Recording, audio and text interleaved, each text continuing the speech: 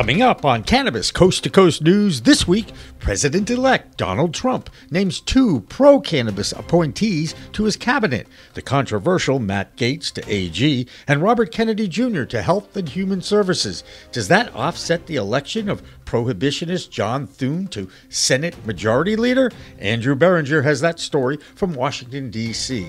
Plus, reaction from NORML's Morgan Fox. One of the things that I am really kind of hopeful about is that we're looking at more than 10% of both chambers being brand new members in the 119th Congress. That presents a significant opportunity. Dozens of New York cannabis farmers sue the Office of Cannabis Management for screwing up the rollout of adult use in the Empire State. And the U.S. Treasury reports that there are over 800 banks doing business with MRBs, or marijuana-related businesses, in this country. Considering there are 4,577 banks in the USA, safe banking is still needed at the federal level. And when is an administrative hearing by the DEA ever going to happen, you ask? First, a judge postpones the December 2nd hearing, then it's back on, with 24 groups have to show that they are worthy of testifying. The NCIA's Aaron Smith is one of them. Rescheduling is the first step toward descheduling, and that's what we need. Plus, a federal $8 million plus grant has been given to a company to build a hemp processing factory in the U.S., and the Last Prisoner Project wants President Biden to change his tradition of pardoning turkeys and do the right thing and pardon cannabis prisoners, not turkeys, during the holiday season. Hashtag pardon people, not poultry, is trending. All that on Cannabis Coast to Coast News with Alaina Pinto. Next.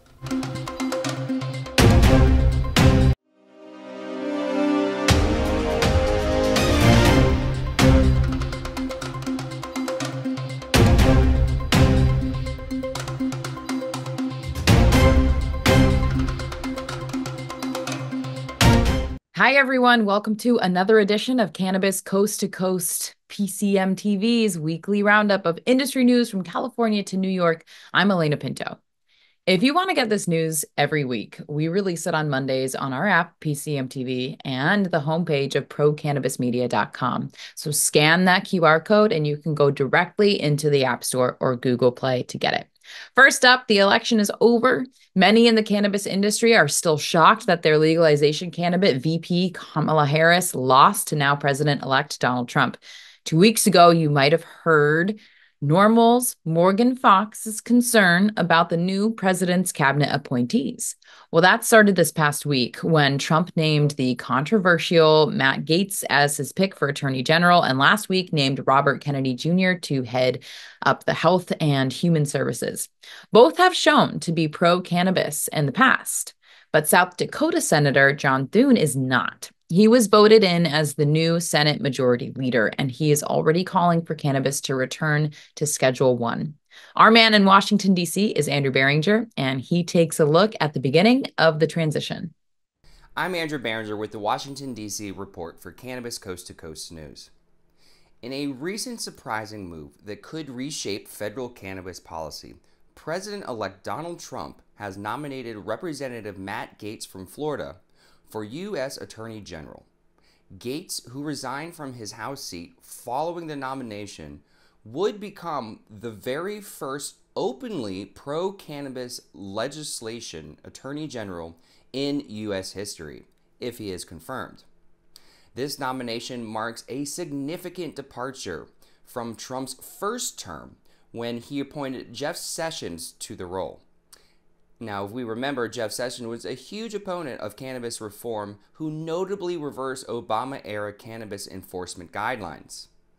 Now, Gaetz' nomination suggests that a potential change in federal cannabis policy could be coming, with the nominee having explicitly pledged to go easy on cannabis. If appointed to lead the Department of Justice, he would do so. As a congressman, he twice voted for the Democratic-led Marijuana Opportunity Reinvestment and Expungement Act, also known as the MORE Act, which would have federally legalized cannabis. His reform efforts extended beyond legalization, as he supported cannabis banking access legislation and sponsored amendments that would eliminate cannabis testing requirements for military recruits. Now, previously, as a Florida state legislator, Gaetz authored medical cannabis legislation and also advocated for expanding patient access to include smokable products. Now, however, the path to confirmation may not be smooth for Gaetz, as he faces several potential hurdles, including, funny enough, an ongoing Justice Department investigation and a GOP-led ethics probe.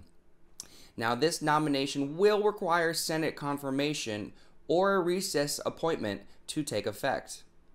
If confirmed, Gaetz would assume leadership of the Justice Department at a crucial moment for cannabis policy, as the Biden administration considers rescheduling.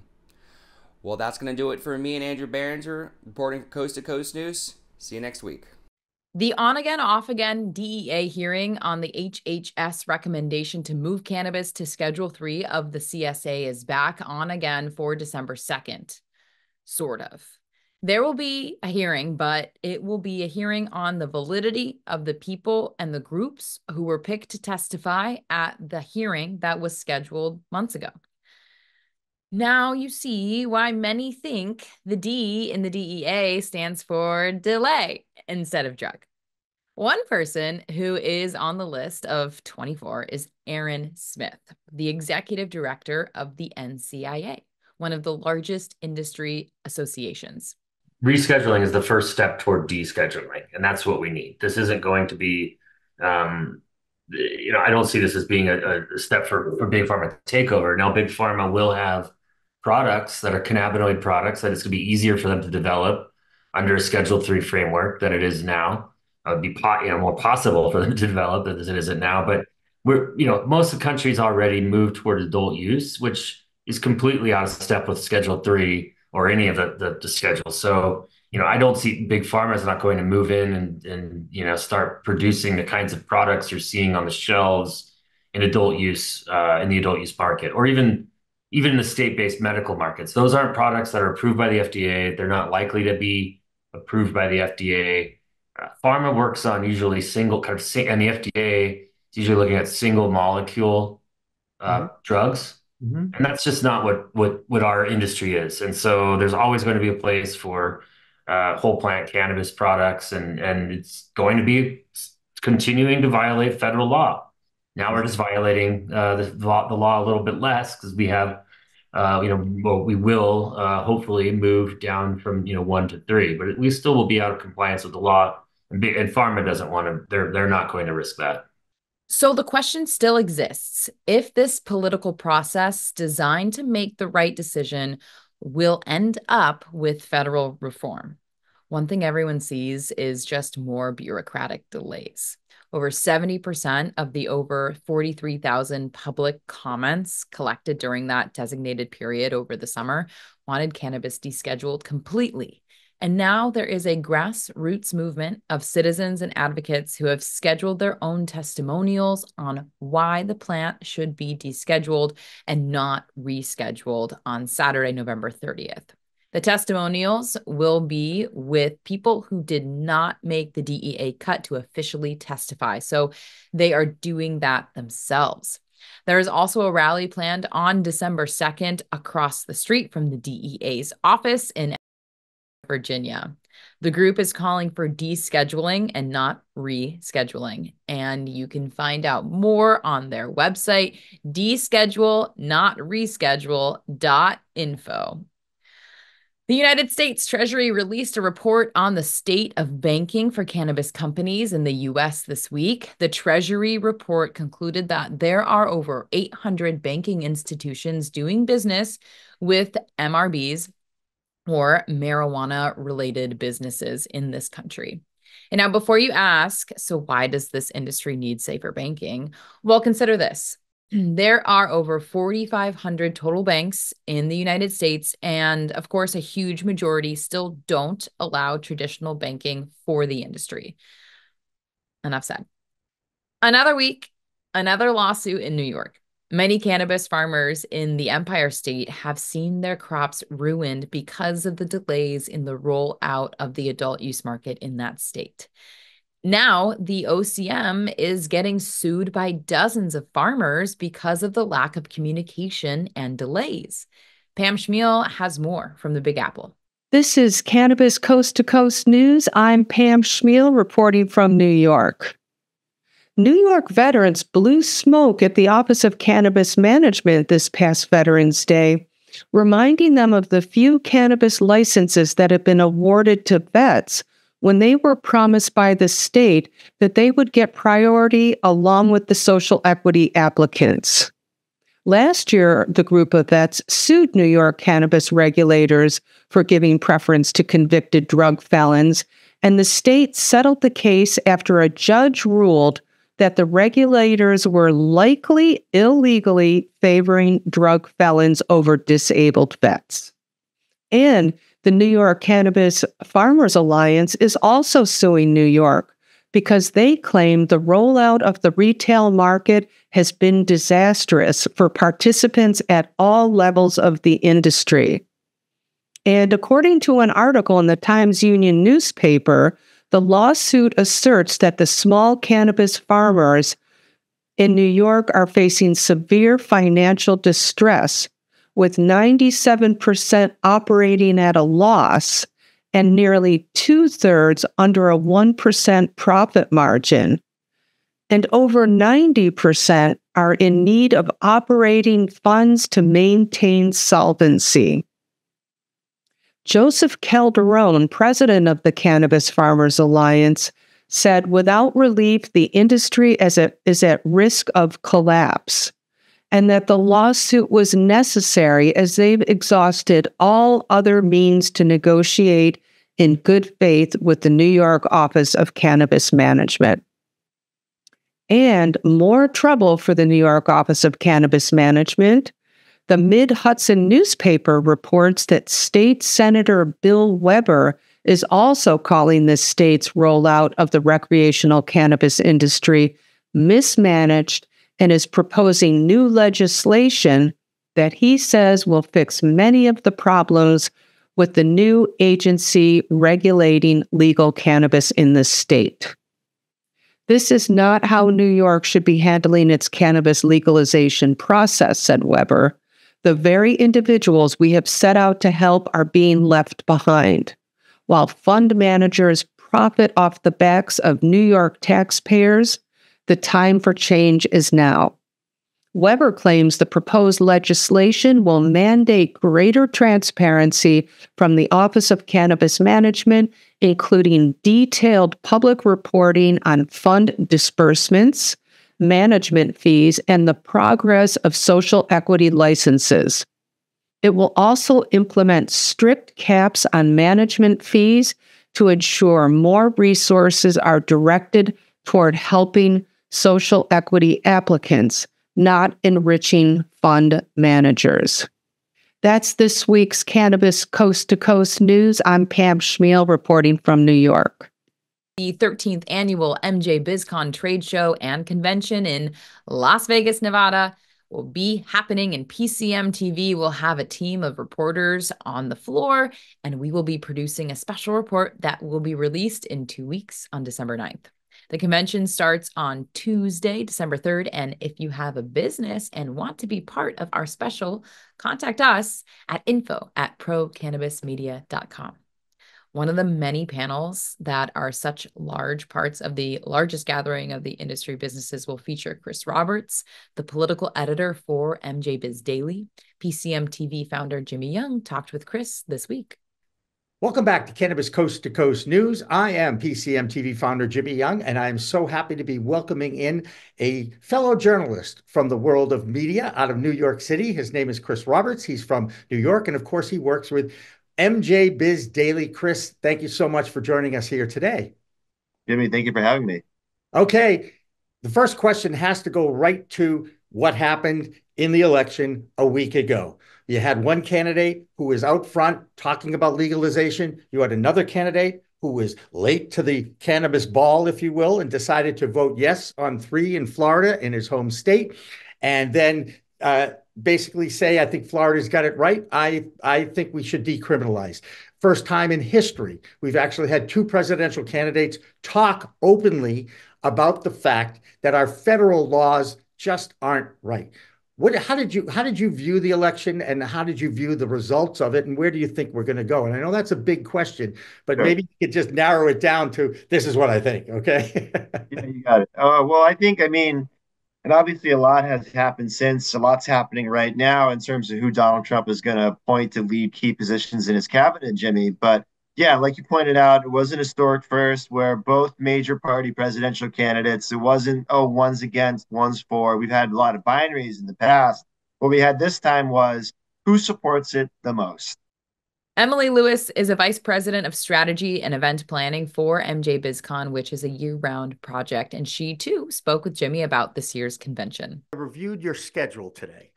Okay.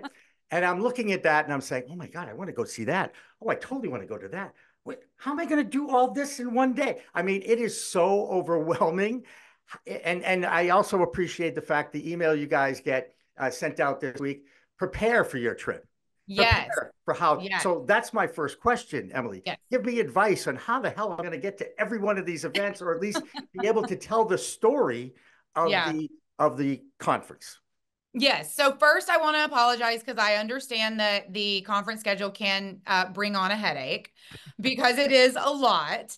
But we do that for a reason. MJBiz is really the only trade show where every single segment of this industry comes together. Most trade shows really concentrate on one section of the industry, whether it's cultivation and growing, or whether it's packaging and processing, or retail and brand, or science. We do it all. So with that, because our industry is so complex, there is a lot when it comes to the schedule. So back to your question, you asked me how to prepare. So the one thing I would say is if you're new to MJBiz and you've never been, we have this amazing thing called our badge quiz. Now, I know we're all adults. We don't want to go back to school and be quizzed again. You're not getting graded. I'm a teacher. I'm constantly teaching. Okay, go ahead. I did know that. So I should have known you would like a quiz.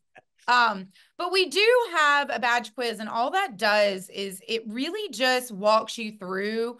It's a quick, simple few prompts of a question. What are you interested in? What are you looking to get out of the show? What segment of the industry are you in? And it will guide you through our, nice little algorithm to kind of tell you what type of badge you should be getting.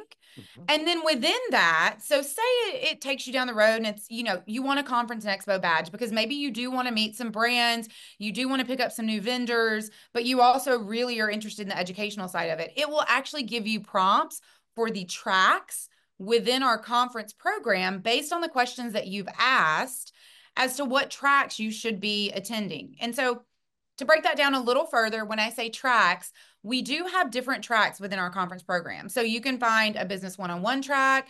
There's a science track. You might be interested in marketing. You might be interested in regulatory or policy conversations. You can choose your own adventure, and that's the great thing about our conference. You can get a little bit of all of that. The rest of the Chris Roberts interview will be released on our website, procannabismedia.com. And on Thursday this week, November 21st, Jimmy and Emilie's conversation will be released the next day on Friday the 22nd. And that'll do it for the A block of Cannabis Coast to Coast this week. Next up, a story about a federal grant to create a hemp processing factory. And Virginia's Joe Parsons will introduce us to a Virginia artist who has a prescription for cannabis art. Back with more news after this. The first thing, tell us about your art business and how you infused cannabis into your business model to make it a success. I certainly will. And it's, that thing where they say the worst things in life sometimes end up being the biggest gift that you'll ever have. Well, that's kind of what happened. Ready to take your craft to the next level? Imagine faster extractions, purer products, and more profits. Sounds good, right? At Pure 5 Extraction, we've revolutionized cannabis extraction with our game-changing technology. No solvents, no heat, just the cleanest, most natural process on the market. Whether you're a boutique grower or a large-scale operation, Pure 5 has the tools to elevate your business worldwide. Visit pure5extraction.com today. Pure 5 Extraction, because your plants deserve the best.